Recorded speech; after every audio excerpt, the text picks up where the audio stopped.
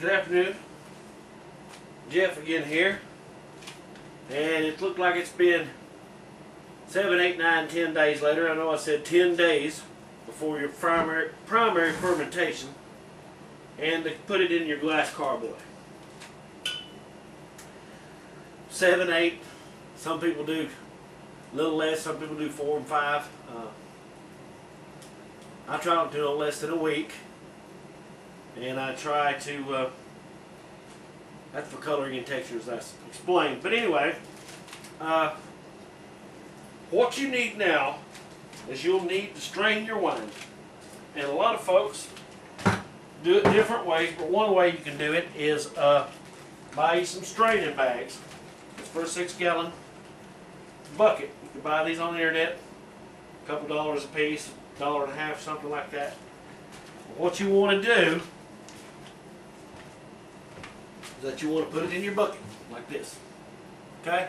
Now some people suggest primary fermentation inside this bag. I do not suggest that at all, because it is pure deal, you know what, to stir. That bag gets tangled up and everything when you're trying to stir it once a day during your primary fermentation. So I put it in there after it. Okay? And then there are several ways that you can do your straining after that you put it in the bucket. Okay, once you've got your wine into your straining bag, you can see where I've rigged me up a hook right here. And it's just draining. That's the way I've been doing it for several years. It's just draining the wine, straining out of this bag, draining over into this tub. Now another method of straining your wine and getting all the fruit that you can, all the juice that you can out of it, is with this wine press. My new toy this year, this wine press. And while that is draining, we're going to press some more wine. Okay, here we are with the wine press. Now what I did was I put one of those 6-gallon straining bags and I cut a hole in the middle and I slid it over top of this pole. And I stuck it down in my basket. Okay, to catch all the seeds, because the seeds and some of the pulp will go through the cracks of this thing. So I said, hey, why not? Let's put a straining bag down there and see what happens. And it just so happens it's working flawlessly. Nice. Very nice. Of course, the juice out there, it's working almost too good to be true.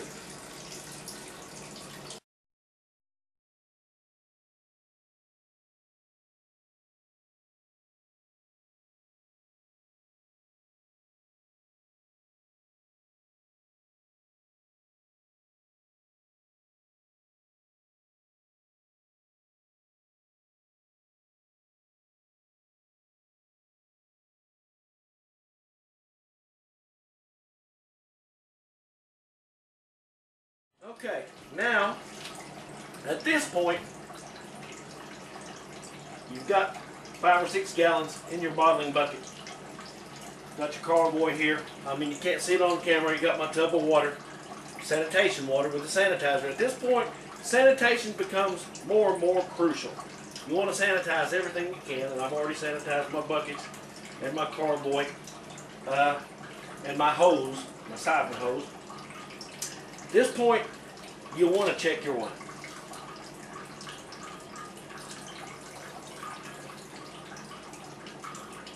The wine is red, it's cloudy, doesn't look very good at all. Smell the alcohol in it. At this point you may be disappointed, but do not dismay. Wine's tough, it'll work itself out.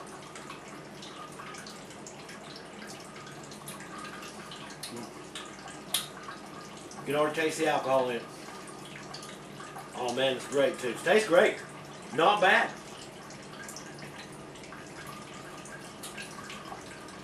But it needs some sugar. And usually, at this point, I try to add about 2 pounds of sugar. At least that's what I did last year. You just estimate about what 2 pounds is going to be. And you stir it up. What I like about muscadine wine, regular table sugar, regular old cane sugar. Muscadine is just love it.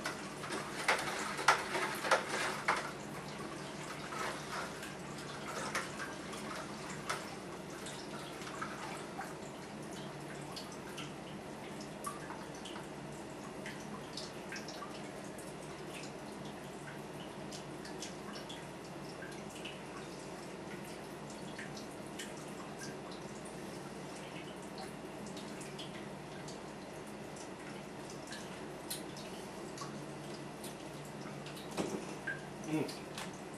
Mm. That tastes about right.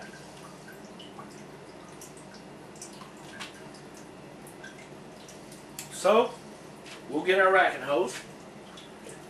Another fancy name that they give it, it's just a siphon hose.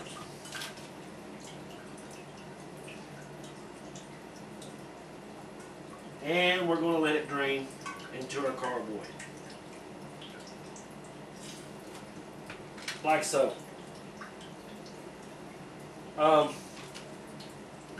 When we rack it back off this carboy in 30 days, you'll get a chance to test it again for sugar. I mean, every time you rack it, test it again for sugar. That's the way to make good muscadine wine. That's so you don't over sugar and you don't under sugar.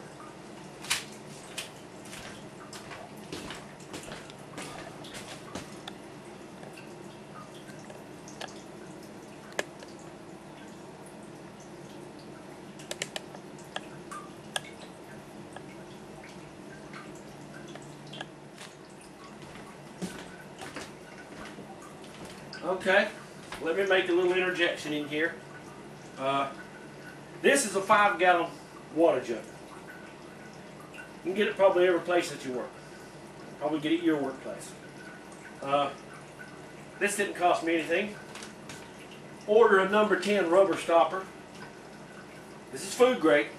Order a number 10 rubber stopper from winery, or go to the wine and beer store and get a number 10 rubber stopper. Goes in the cap of this. Put your airlock on there. Well, you've got your carboy basically for nothing. Saves on a lot of expense.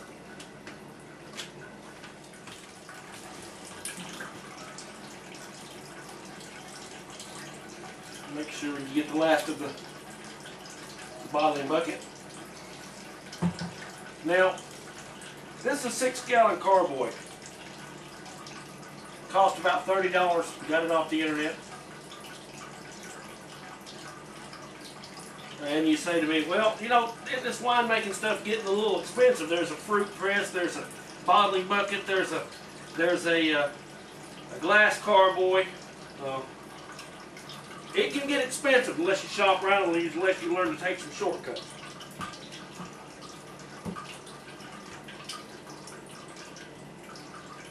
Well, what you want to do, you want to fill it up. I usually fill mine up to what I call the brim, right here, the brim. I don't fill it all the way up. I leave a little room for the CO2 gases to build up in there, and then when you put your airlock on there.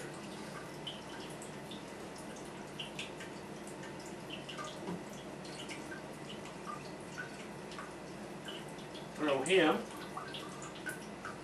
back into the sanitation water. Add your rubber stopper.